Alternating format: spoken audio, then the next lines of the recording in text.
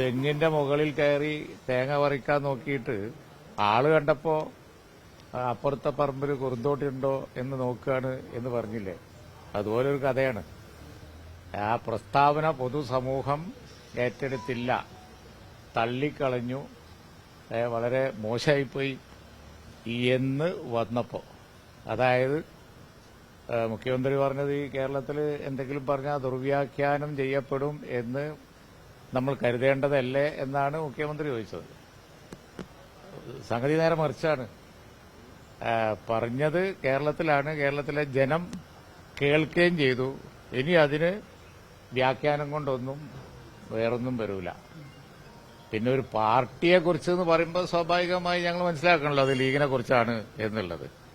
ലീഗിനെ സംബന്ധിച്ചിടത്തോളം അതിന്റെ മതേതരത്വം ഉയർത്തിപ്പിടിക്കാൻ, വ്യക്തമാക്കാൻ ഒരു സർട്ടിഫിക്കറ്റിന്റെയും ആവശ്യമില്ല, ഒന്നിന്റെയും ആവശ്യമില്ല. അത് അതിന്റെ ചരിത്രം മാത്രം മതി.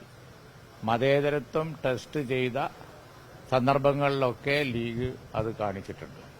കോംപ്രമൈസ് ചെയ്തിട്ടില്ല. എല്ലാവരും കോംപ്രമൈസ് ചെയ്തപ്പോഴും ഞങ്ങൾ കോംപ്രമൈസ് ചെയ്തിട്ടില്ല. ഇപ്പോഴും ഇപ്പൊ മുൻപോക്കെ ഉണ്ടല്ലോ, എല്ലാവരും കോംപ്രമൈസ് ചെയ്തേക്കാം, പക്ഷേ ഞങ്ങൾ കോംപ്രമൈസ് ചെയ്യില്ല.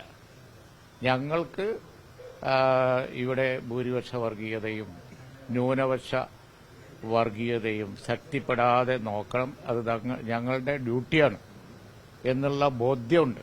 അതുകൊണ്ട് അങ്ങനെ ഒരു സർട്ടിഫിക്കറ്റ്, ലീഗിനൊരു മതേതര സർട്ടിഫിക്കറ്റ് ആവശ്യമില്ല. ലീഗിനെ കുറിച്ചാണ് ഈ പറഞ്ഞത് എന്ന് കേട്ടാൽ വരണ്ടു പോകുന്ന ഒരു സംഘടനയല്ല ലീഗ്.